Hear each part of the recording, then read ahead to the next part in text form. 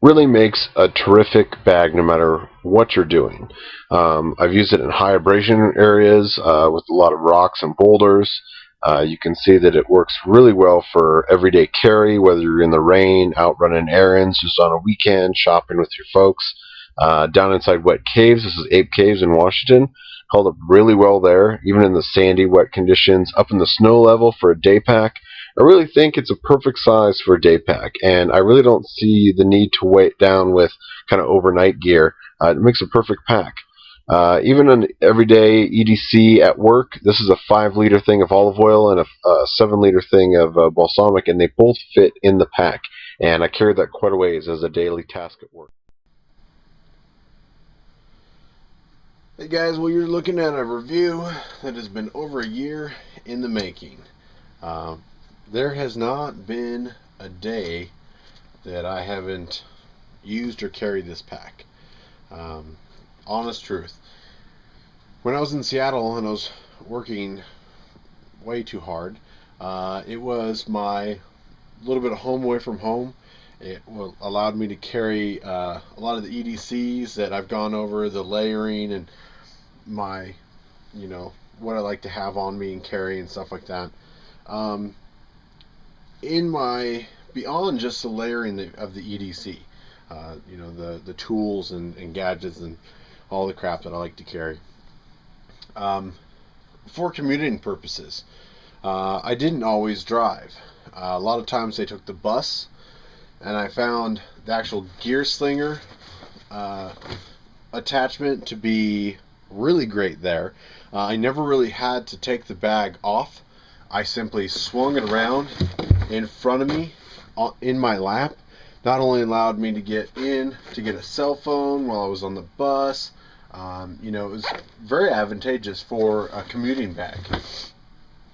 There were other times where I commuted by my bike, and this, although considered a tactical looking bag because it uses the PALS MOLLE system, I really think beyond a tactical, you really need to think past that.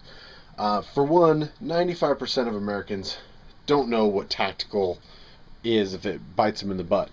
So I never had anybody think that this was a tactical bag. It's not camouflaged. It's, you've got your khaki on foliage color, and I'll insert some pictures later. I think the color combination is great, but we'll get to that. But with all the PALS webbing, it allowed me to carry, some sort of flashing, blinking light. A lot of times, so that my lights won't get stolen, I won't actually put them on my bike. I'll actually put them on the bag. Now the bag is, obviously this camera doesn't really pick that up very well, but to light yourself up and to have a strobe. This isn't for you seeing, this is so other people can see you. You can also hook this up here.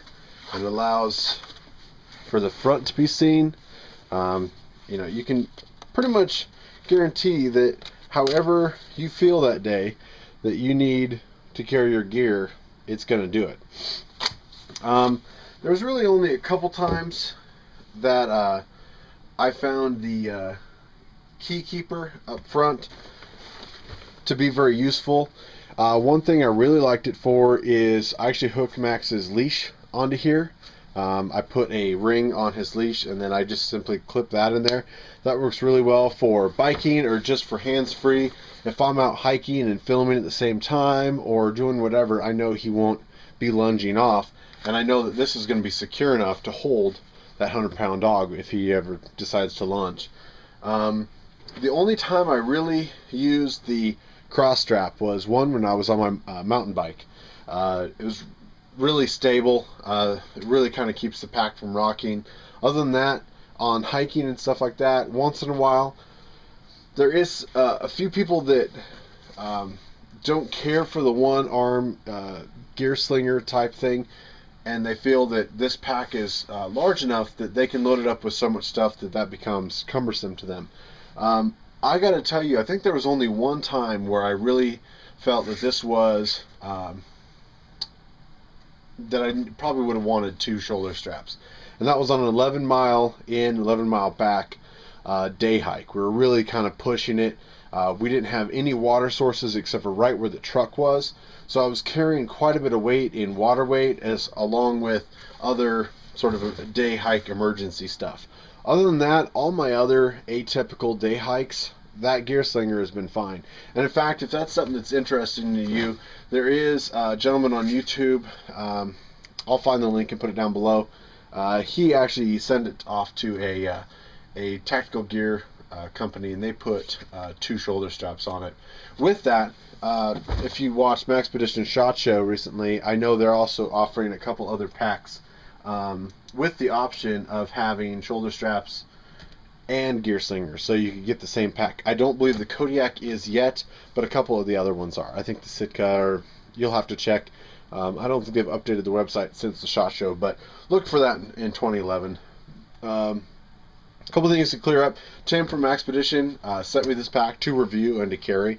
Didn't purchase this one. I got it from Maxpedition, so I want to make that perfectly clear. But I absolutely love it. This was my first piece of Maxpedition gear. There is not a mark or scratch or thread. Really, I mean, you can see. Let's get you up close here.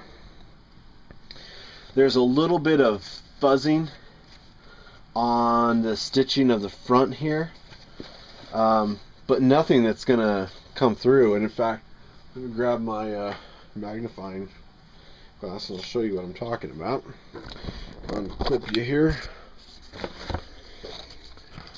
This is all I'm referring to.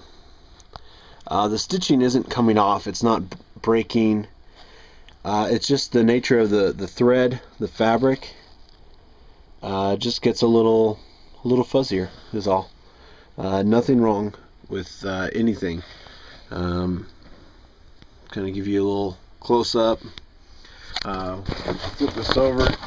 The bottom gets a ton of wear, and you know, from being thrashed around, tossed in the truck. Try to find, other than the occasional maybe little sap or pitch or something that got a little dark. There's a few darker spots here, but you know, nothing, not even a stitch out of place. In the high wear points, the carry handle, you know, I honestly, I tried to find before the video like this, like that's kind of what I'm referring to as like fuzzing out, like just a little bit of the stitch, and there's a couple of those like that. And you know, that's probably where I stuck it on some barbed bush coming through, because this gets a lot of the front brunt. Plenty of wear on the get that back out. Over here you can see the side water pouch is a little bit darker. It's just simply dirty from being tossed around everywhere, but nothing wrong with the fabric. No rips in the fabric. If I pull back, you can kind of see a little bit darker colors. You know, I didn't wash this bag before this review. I haven't really washed it more than a couple times, just involuntary being in the rain. I'll show you the that comes off there. You know, a few scratches on buckles, a little bit of paint worn off here on the clip, a little bit of scratching, but no stitching coming out, nothing breaking on here. Really top notch. Very impressed. There was a sort of, you know, theme going on the internet as far as Maxpedition gear. It had gotten covered by a lot of gear reviewers on YouTube, and one of the reasons I gave just the initial review, I wanted to give you my overall impressions on the first video, and then come back, you know, we're over a year later, and tell you how it was. I mean, straight up, this is, you know, there's nothing broken on here, nothing. I almost took this off. I hardly ever used this little scrunch thing up here. I left it on because I did use it a couple times. So, you know, you can modify your gear, but I pretty much left it bone stock. I didn't do really anything to it. Now, speaking to the tactical nature of it. As I said before, most Americans don't know what tactical is. I don't think that's a huge concern. People know what woodland camo looks like. They can associate military with woodland camo. That's an easy association. You can even take the association to like the Desert Storm camo. That represents a military type camo. Other than that, you get like the mossy oak variations, and people associate more to that to hunting styles. There isn't a whole lot associated with khaki and foliage color. The realm of possibilities and color patterns has really grown exponentially over the last couple of years, depending on which division of military you're in, what branch you serve, and where you're at. Really depends on what pattern they're going to be using and what time of year it is. I'm going to insert a couple pictures into just kind of test out some of the patterns, and even take a look at some of the pictures I shot that weren't meant to dial in the color scheme. But you can see around here, the one I inserted just recently, this blends in nicely. A couple pictures I took, I still had the Grant First Brooks axe handle sticking out the top because I just used it. So you could actually see the handle sticking out here out of the top of the zipper than you could the bag itself. I had the Multicam front canteen cover on there, and it wasn't until I flopped this out, and I've been carrying this a lot around lately instead of the flat poncho. This is the sil nylon one, but it is bright freaking yellow, and you can definitely stand out with something like that. So on a nice day hike, especially if it's an impromptu hike, it's nice to having that signaling capability when you're not escape and evade type mentality to have to be found. And it really is just astonishing when you just pull a little bit out of this yellow out of the corner of the water pocket. And especially if I've got the canteen cup on there, a lot of times I will just pop this in here, and that'll take care of that water pocket, and I've got my shelter right there. But again, look at the pictures, and PALS webbing, there's a reason the military uses it, because it is so adaptable to your needs. And that's one reason a lot of gear companies are going towards something like that. Doesn't mean it's necessarily tactical. You don't have to be an Army infantryman to love it and to take advantage of it. You can put pouches and packets and things that adapt to whatever you're doing that day. And I think that really kind of grabs the function of these types of bags that are coming out now.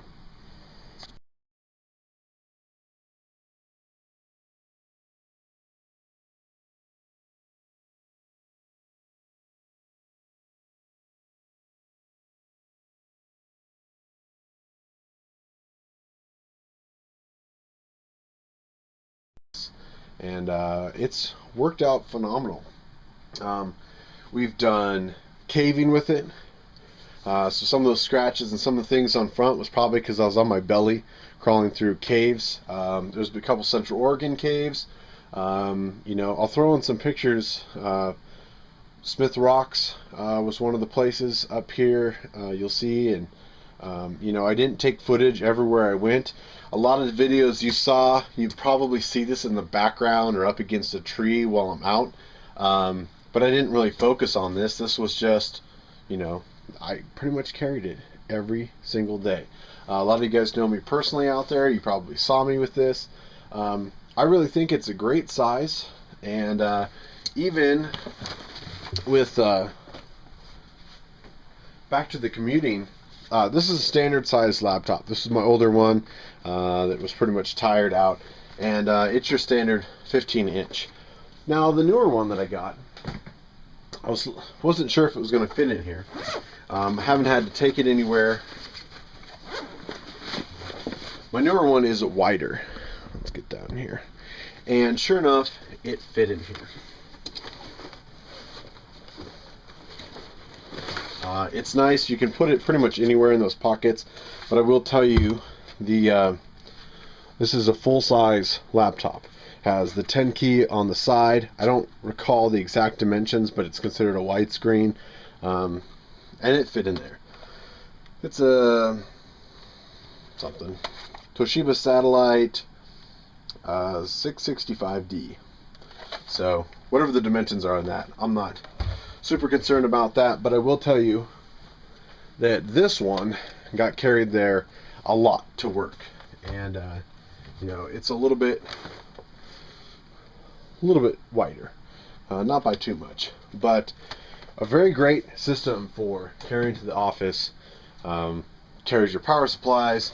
I always had a spot for, you know, your EDC gear, whether it be your cell phone, some alcohol, hand sanitizer, charger, maybe a knife, flashlight. It was hard pressed to find me without my first aid kit that I actually took out for the video. There it is. You guys know I pretty much always have this guy in here. This is my first aid / survival kit. That was always in there. This pocket even fits my bike pump, you know, bike lock, you can keep in there. The outside pouch, even though it's narrow, it was plenty big enough for hand warmers to give to the gal on the bus stop who was freezing her butt off because she's standing there in high heels and didn't wear a coat, even though she's thinking she's wearing the bus. And yeah, but it's nice to be able to carry that stuff. DVDs that you're borrowing from buddies at work. It really, whether it's work or play, this bag pretty much has seen use over the last year, and I kind of want to just give you guys an update over everything. I don't think I'll probably do that modification of the two shoulder straps. I did contemplate it. I am thinking about turning this bag into my get home bag. A lot of you guys have seen a couple years ago we did a video with this Field Line, basically overstuffed fanny pack that has the shoulder straps. It's like a 4-part series or something like that. Back in the day, very unchanged since then. It was a very capable kit then and still is today. And but now that I'm in Central Oregon and I'm not seeing a lot of the same urban use that I saw before, it's primarily a camera bag. My, you know, kind of compact go-to kit here with knife, flashlight. This allows me to keep notes for videos that I'm making, carries all the batteries, and even SD cards in here. I keep a little hand warmer in here, mostly because when it was so cold, it allowed me to keep the batteries warm in here. That's been very advantageous. I keep my SLR lenses, actually have worked out really well in these pockets.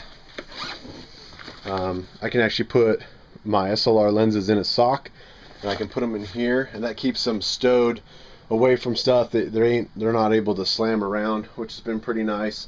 Another thing that I like to keep in those pockets, now keep in mind you've got those on both sides, is a vacuum sealed poncho for easy shelter.